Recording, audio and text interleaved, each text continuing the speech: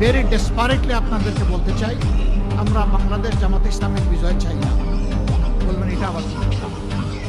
আসলাম আপনার কথা শুনতে, আমাদের বিজয়ের আশ্বাস শুনতে, আপনি বলবেন বিজয় চাই না। চাই না, আমরা 18 কোটি মানুষের বিজয় চাই। বাজেট ঠিকই আছে, কিন্তু পেটের ভিতরে চলে যায়, নদীতে যায়।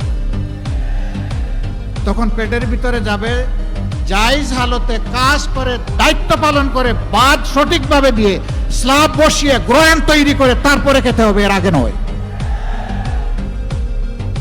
এই প্রক্রিয়া যখন চালু হবে 10 বছরের সিনারি পাল্টে যাবে ইনশাআল্লাহ। কে কতদিন দেশ পরিচালনা করবে আল্লাহ নির্ধারণ করবেন। আমাদের ওই রকম কিয়ামত পর্যন্ত দেশ আমাদেরকেই পরিচালনা করতে হবে, এটা আমরা বিশ্বাস করি না।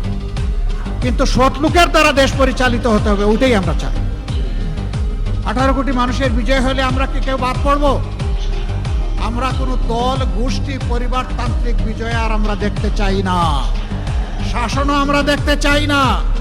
আমাদের দেশবাসী মুখী আছে নতুন বাংলাদেশ, নতুন ব্যবস্থাপনা দেখার জন্য।